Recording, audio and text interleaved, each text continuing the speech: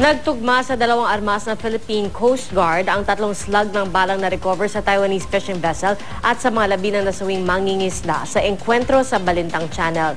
Mula sa Taipei, Taiwan, may ulat on the spot si John Consulta. John? Dalawa nga sa 14 na armas na isinumite ng Philippine Coast Guard ang nag-match tatlong slugs na recover sa Taiwanese fishing vessel at sa katawan na namatay na Taiwanese fisherman. 42 na test slugs, ang gala ng NBI na galing sa ballistic examination mula sa mga armas ng PCG dyan sa Maynila. Ayon kay District Attorney Ching Ming Xie ng Pingtung District Prosecutor's Office. Itong lumabas matapos ang sinagawang ballistic post-matching ng mga NBI investigators at kanilang mga ballisticians dito sa Taiwan. Tumanggi naman ng District Attorney na sabihin kung anong klase mga baril ang tumugma sa mga na-recover na slugs. Ayon kay Xie, mas madali nang matutukoy kung sino ang nakabaril at nakapatay sa kanilang kababayan noong May 9 sa Balintang Channel.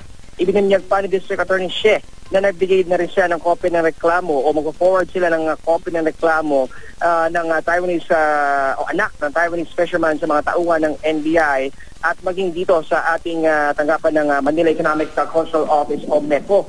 Nang tanungin kung yung ibig sabihin ba nito ay formal na isinasampa ng anak ng biktima ang reklamo sa NBI, ay hindi ko direktang sinagot ang tanong at sinabi lang ni Xie na siya nais lang ng pamilya ng mangingisdang Taiwanese na mabigyan ng lahat ng uri ng support at legal assistance para magkaroon ng hustisya ang kanilang ama.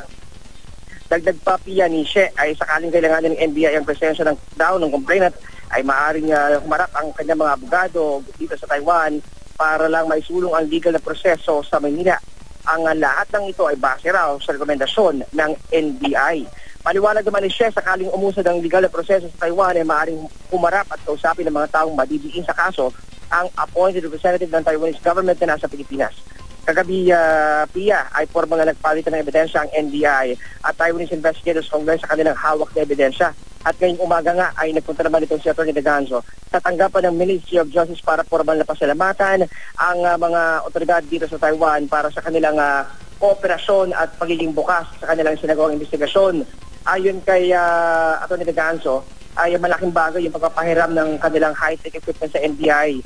Dahil kung wala ito, ay wala ang gamit ng mga Taiwanese ay aabutin daw ng 2 linggo ang naturang proseso, pero kagabi inaabot lamang ito ng ilang oras. Nakapaloob sa 4 na envelope ang naibigay kay De Ganzo ang iba't ibang ebidensya na nakalap ng Taiwanese government. Nangako si De Ganzo sa mga mamamayan ng Taiwan at mga kapwa Pilipino na sisikapin ng NBI investigation team na maging impartial sa kanilang gagawing final report na ang pagbabasehan lamang ay ang mga nakuhang physical evidence. Dagdag ni De Ganzo, maaari daw sila makapagpalabas ng final report sa susunod ng linggo. At yan muna ang latest mula pa rin dito sa Taipei, Taiwan. Balik sa'yo, Pia. Maraming salamat, John Consulta.